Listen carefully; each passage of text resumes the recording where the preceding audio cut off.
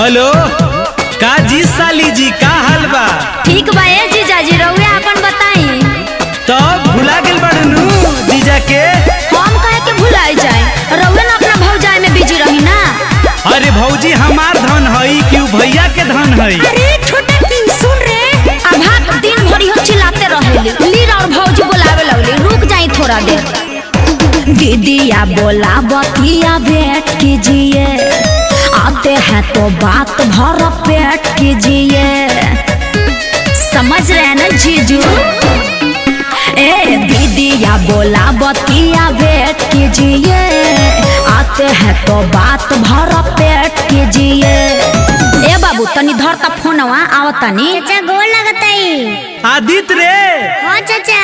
तोर मौसी खिसियाइल बिया का बेटा? ना चाचा मम्मी नु बोलावतिया। खिसियाइल बाड़ी का बोलली झौसी के रे, खिसियाइल बाड़ी का बोलली झौसी के रे।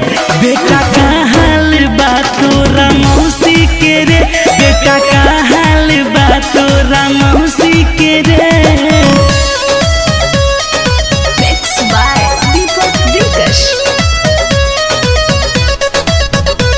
हाँ बोली जीजा जी। अरे हालो चलना कहलू है चल गइलू है, कोनो बात बा का? बात का होइले सुनी, जरा तो रहे जीजा चूल्ही पैदा, एही से दीदिया करत रहे चाल। अरे त तू काहे भाग जाता रू, कहो ना अपन हाल। ठीक ठाक बाड़ू नु साली हमार, कहो ना कैसन बाटे समाचार। धर तो बाबू। हाँ बोलो चाचा। भग तोरा मौसी के मात बान्हू। ए चाचा मौसी को गाली मत दीजिए, भैंस नु चिचियातिया। अब का घास डाले गोइली हो भैंसी के रे, अब का घास डाले गोइली हो भैंसी के रे। बेटा का हाल बा तोरा मौसी के रे, बेटा का हाल बा तोरा मौसी के रे।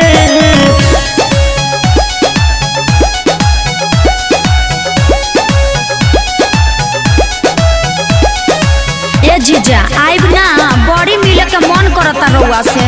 ना जइबू, टाइम बताहरा हमरा से बात करे के। कोई बेरी कही रउआ तोर देनी मन, निमन न कोइनी जीजा अजय बच्चन। अरे ई कुल कह के मन मत गबड़ावा, आ जाई काहे ही बेरा। मिले के तमन बड़ी बाटे हमार, कहो तो आ जाई यही घरी ससुराल। तनी धर तो बाबू। ना हम ना दरमा पे खिसियाता। धर। हाँ बोलो चाचा। फिर का चल गईली कही रे? ए जे भाई चाचा ए जे। मोनू बांध ले